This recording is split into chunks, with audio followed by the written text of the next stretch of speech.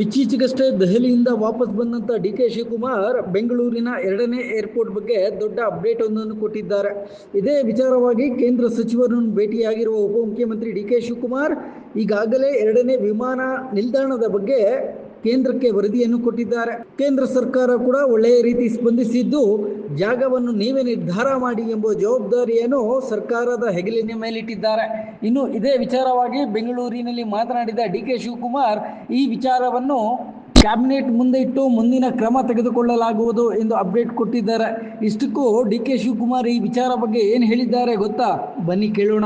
Second airport, I think I've been representing the state. There should be a height which has been creating a lot of problem on the Kempegowda, this HL airport, Jaipur airport and other Yelahanka airport.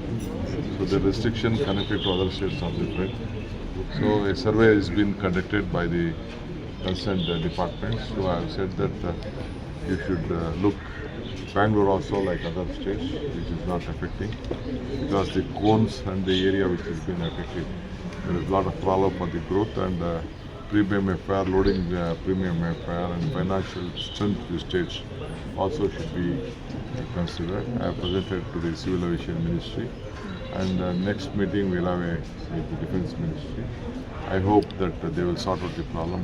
ಇಷ್ಟೇ ಅಲ್ಲದೆ ಇದೇ ವಿಚಾರಕ್ಕೆ ಸಂಬಂಧಿಸಿದಂತೆ ರಾಜ್ಯದ ಸಚಿವರಾದ MB. Patil ತಮ್ಮ ಗೃಹ ಕಚೇರಿಯಲ್ಲಿ ಇದೇ ವಿಚಾರಕ್ಕೆ ಸಂಬಂಧಪಟ್ಟಂಗೆ ಒಂದು ಬಿಗ್ ಅಪ್ಡೇಟ್ ಕೊಟ್ಟಿದ್ದಾರೆ.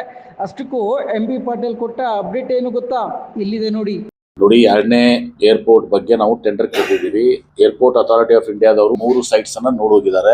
ಆ 3 ಸೈಟ್ ನಲ್ಲಿ ಅವರು ಅನೇಕ ವಿಷಯಗಳ ಬಗ್ಗೆ ಪ್ರಸ್ತಾಪ ಮಾಡಿದ್ದಾರೆ. ಚಾಲೆಂಜಸ್ ಏನಿದಾವೆ ಎಲ್ಲವನ್ನ, ಆ ಚಾಲೆಂಜಸ್ ಸಲುವಾಗಿ ಟೆಂಡರ್ ಕರೆದಿದ್ವಿ. ಟೆಂಡರ್ ನಲ್ಲಿ ಈಗ 3-4 ಜನ ಪಾರ್ಟಿಸಿಪೇಟ್ ಮಾಡಿದ್ದಾರೆ. ಅವರಿಗೆ ಒಂದು ನಿಗದಿತ ಟೈಮ್ ಇರ್ತದೆ, 30-40 ಡೇಸ್ ಅಥವಾ 2 ಮಂತ್ಸ್ ಟೈಮ್ ಗೊತ್ತಿಲ್ಲ. ಅದು ಮುಗಿದ್ಮೇಲೆ ಆ ರಿಪೋರ್ಟ್ ಬರ್ತದೆ. ರಿಪೋರ್ಟ್ ಬಂದ್ಮೇಲೆ ನಾವು ಕೇಂದ್ರ ಸರ್ಕಾರಕ್ಕೆ ಹೋಗ್ತೀವಿ. ಈಗ ಅವ್ರು ಪರ್ಮಿಷನ್ ಕೊಡುವಂತದ್ದು ಅಂತದ್ದು ಯಾವುದನ್ನು ಕೂಡ ಇಲ್ಲ.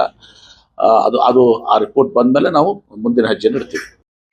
ಸರ್ವೆ ಆಗಿರುವ 3 ಸೈಟ್ಗಳ ಪ್ರಕಾರ ಬೆಂಗಳೂರಿನ ಹೊರವಲಯದಲ್ಲಿ ತುಮಕೂರು ಬಳಿ ಇರುವ ದಾಬಸ್ಪೇಟೆ ಇಂಡಸ್ಟ್ರಿಯಲ್ ಏರಿಯಾ ಬಳಿ ಬೆಂಗಳೂರಿನ ಎರಡನೇ ಏರ್ಪೋರ್ಟ್ ಆಗುವ ಬಹುತೇಕ ಎಲ್ಲ ಸಾಧ್ಯತೆಗಳು ಹೆಚ್ಚಾಗಿವೆ.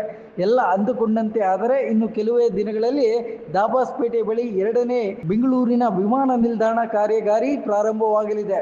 ಇನ್ನಷ್ಟು ಹೆಚ್ಚಿನ ಮಾಹಿತಿಗಾಗಿ ಫಾಲೋ ಮಾಡಿ ಬ್ರಿಗೇಡ್ ನ್ಯೂಸ್ ಕನ್ನಡ.